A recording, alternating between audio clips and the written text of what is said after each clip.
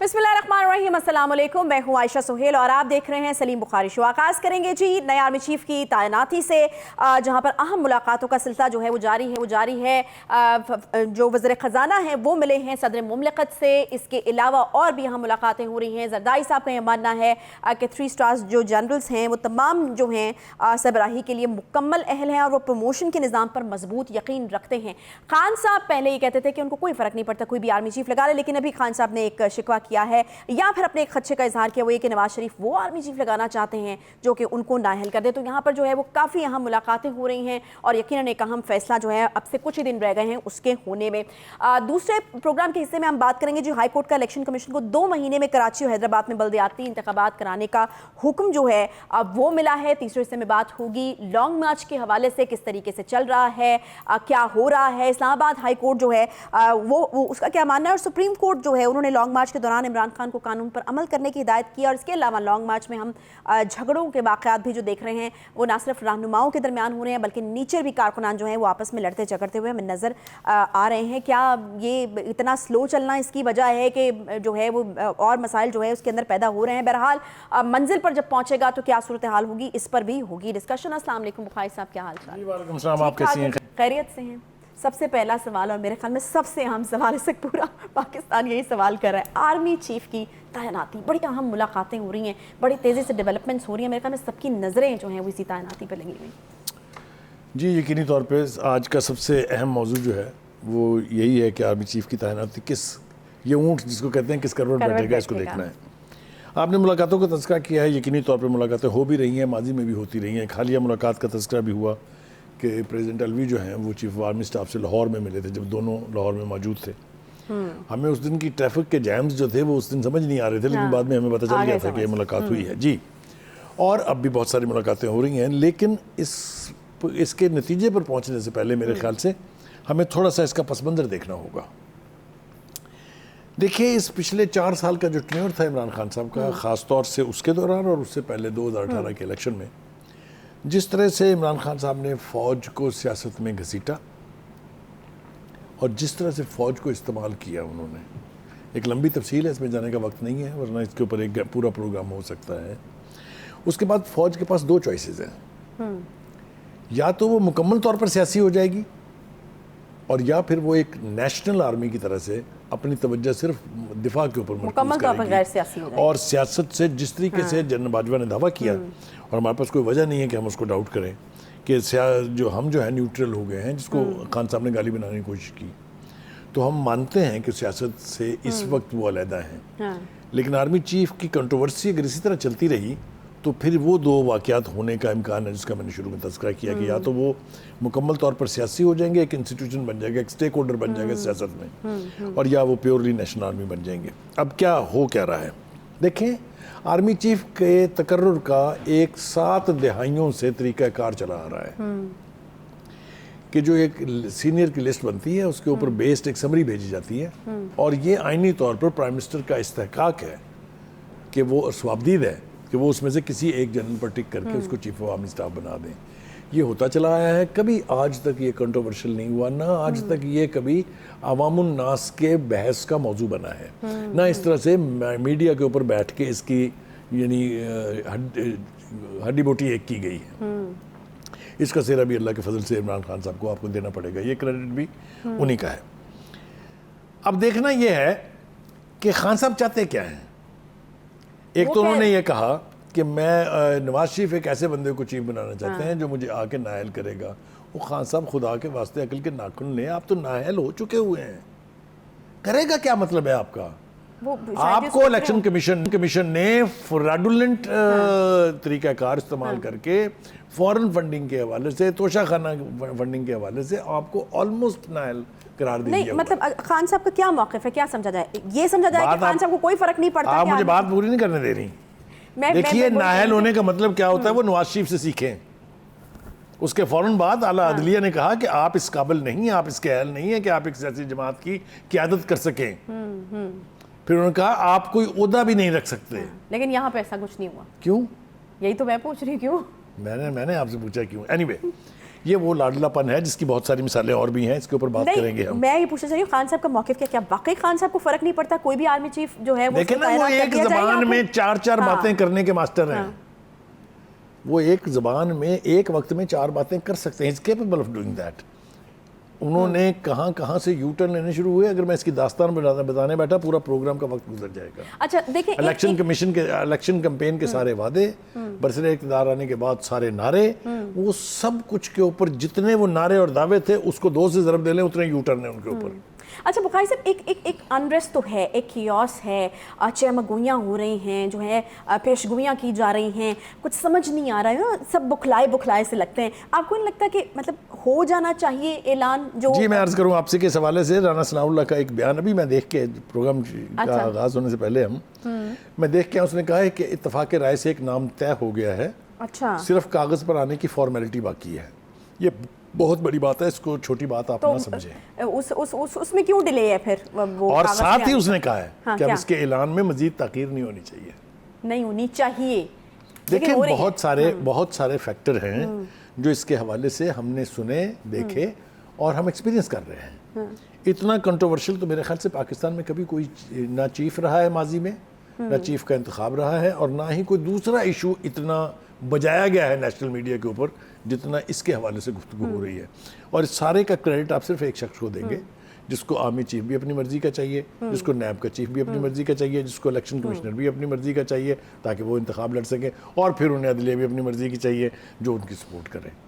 तो ये वो खेलन को मांगे चाल अनोखा लाडला। आप ये कहते हैं कि ये नाहल वाली जो बात कही है कि कोई ऐसा आर्मी चीफ लगाना चाहते हैं जो मुझे नाहल कर दे।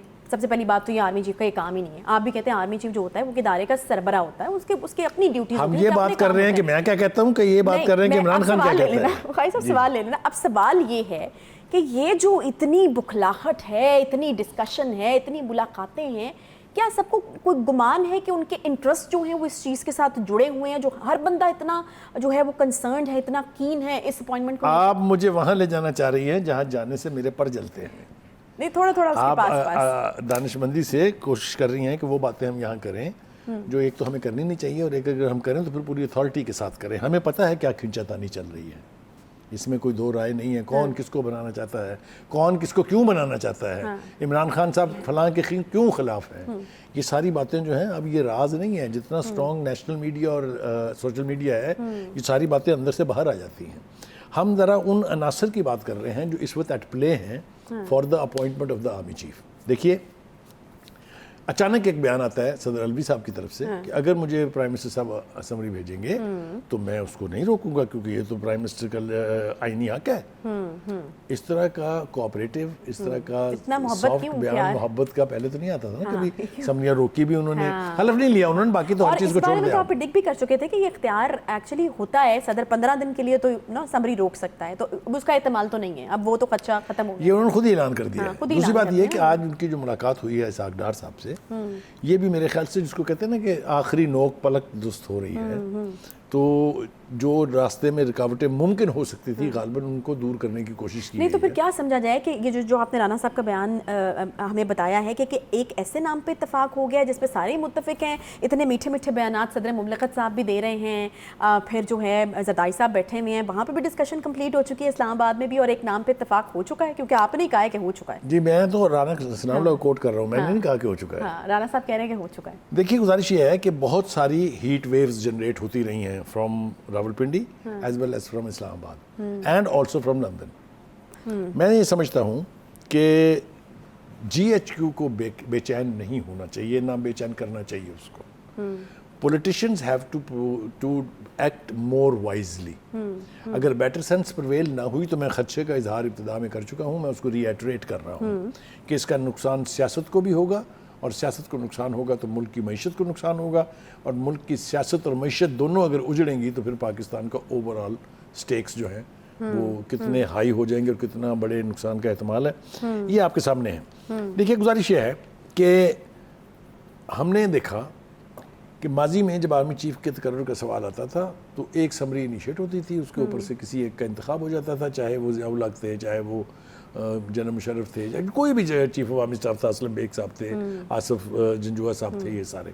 कभी ये इशू इतना कंट्रोवर्शियल नहीं बना था। तो अब आप ये कहना चाह रहे हैं कि खान साहब के आने के बाद ही हुआ ये? अल्लाह के फजल करम से ये उनका एक कंट्रीब्यूशन है इस मुल्क की तबाही में मुझे कोई बाक नहीं है ये कहने में, इसलिए कि नॉन चीज़ों को अगर आप कंट्रोवर्शियल बना देते हैं तो आप मुल्क की कोई खिदमत नहीं कर रहे होते, ये बिल्कुल एक तयशुदा बात है। दूसरी बात यह कि ये जो टग ऑफ वॉर है ना between Rawalpindi, Islamabad and London, ये मैंने पहले भी कहा, फिर मैं कह रहा हूँ कि ये मुल्क के मुफाद में बिल्कुल नहीं है। आर्मी की ये ख्वाहिश है कि उसका ये जो तरीक़ाकार है जो कई दहाइयों से, जैसा मैंने कहा, वो चल रहा है, उसी को चलना चाहिए, लेकिन इसमें चंद जगह रुकावटें हैं। लेकिन बावजूद खान साहब, क्रेडिट देना चाहिए उनको कि टेन्योर जो है चीफ ऑफ आर्मी स्टाफ का वो 3 साल से ऑलमोस्ट 6 साल हो गया। ये ना मैंने किया ना आपने किया, ना इसकी कोई पहले रवायत है। ये भी आने वाले वक्त में अगर इसको अंडू न किया गया तो पाकिस्तान की सियासतदानों और आर्मी के बीच खींचातानी में तबाहकुन किरदार जो है वो अदा करेगा। और हम बातें सुन रहे हैं कि ऐसी कोशिश होगी कि इसको अंडू किया जाए। अच्छा जी, देखिए मेरा ख्याल से इसमें थोड़ा सा अगर PMLN के रोल के ऊपर भी थोड़ा सा अगर गुफ्तगू की जाए तो कोई हर्ज नहीं है। मेरे ख्याल से उस तरफ से भी इस इशू को ठीक हैंडल नहीं किया गया। अच्छा, वहाँ ख्वाहिशात तो हर एक की हैं, मैंने कहा ना कि हर एक पॉलिटिकल पार्टी जो है, पीपल्स पार्टी भी चाहती है कि उनकी मर्ज़ी का चीफ होना चाहिए, ये सब कुछ, लेकिन जो फोर्स है पाकिस्तान आर्मी जो है, वहाँ डिसिप्लिन और सीनियरिटी, ये 2 इनएविटेबल फैक्ट्स हैं, इनसे आप इज्तनाब नहीं कर सकते। अभी तक तो नहीं हुआ, अब हो जाए तो मैं नहीं कह सकता, और उसका क्रेडिट भी खान साहब को आपको देना पड़ेगा। खान साहब ने कमाल अक्लमंदी से इसको पहले कंट्रोवर्शियल इशू बनाया, और जब देखा कि ये अब मुठभेड़ होने वाली है, ये अब क्लैश के करीब पहुंच गए हैं, तो वो कहते हैं अब सबसे काम वो नजर आ रहे हैं, वो कहते हैं उनको कोई फर्क नहीं, मेरा क्या ताल्लुक है इससे कि कौन चीज बनना है कौन नहीं बनना चाहिए, कि वो समरी रोकेंगे ही नहीं। ये सब कुछ is not the way they claim it. इसके अंदर बहुत सारी गड़बड़ें हैं, और वो गड़बड़ें जो हैं अगर रिजॉल्व ना हुई, जो कि मुझे तवक्का है कि हो गई हैं, जैसे कि Rana Sanaullah is not a loose speaker. अच्छा, वो धमकियाँ वो दे लेता है, लेकिन इस किस्म की बातों के ऊपर वो काफ़ी जिम्मेदाराना रवैया उसका होता है। तो मुझे भी यूँ लगता है कि नाम पर इत्तेफाक हो गया है, और अब उसकी फॉर्मल अनाउंसमेंट बाकी है, और उसकी इम्प्लीमेंटेशन की स्टेज जो है वो that is the final stage. ये खबर खान साहब तक भी पहुंच चुकी है कि नाम कौन सा डिसाइड हुआ है, क्योंकि बड़ी यहाँ मुलाकात है साहबदार साहब की सदर मुमलिकत से। मीडिया पर एक बयान देंगे तो इसमें कोई शुबा नहीं है कि ये मुतल्लिका तमाम क्वार्टर्स में पहुंच गई है। और अगर ऐसा हो गया तो मैं ये समझता हूँ किसी हद तक मुतमईन भी हैं वो इत्तेफाक। देखिए, अगर इत्तेफाक राय से हुआ है और इसके ऊपर रिएक्शंस नहीं आते स्ट्रॉन्ग फ्रॉम साइड्स या कंसर्न क्वार्टर्स, तो इसका मतलब ये है all have been on board. अगर ये हो जाए तो ये मुआजिज़ा है जिस किस्म के हालात से हम 2-4 हैं, वरना ना खान साहब ने कोई कसर छोड़ी है, ना हमारे कुछ मेहरबान हैं उन्होंने कोई कसर छोड़ी है। तो अल्लाह करे कि ये एमिकेबली सेटल हो। ब्रेक मुझे लेना है, क्या एक्सपेक्ट किया जाए, क्विकली ज़रा बता दीजिए कि कब तक ये नाम अनाउंस हो जाएगा, क्योंकि 29 बहुत सारी ऐसी डेवलपमेंट है जिसके बलबूते पर मैं ये कह सकता हूँ, जैसा कहते हैं ना कि दिल का जाना ठहर गया है, अब सुबह गया कि शाम गया। ये मेरे ख्याल से आज नहीं तो कल नहीं तो परसों, इन्हीं दिनों में ये अनाउंसमेंट। आप गोल कर गए जब आप शेर सुना के, लेकिन खैर कोई बात नहीं, एक छोटा सा ब्रेक लेते हैं। ब्रेक के बाद वापस आएंगे, बात करनी है बल्दियाती इंतखाब के हवाले से। एक ब्रेक के बाद साथ रहिए।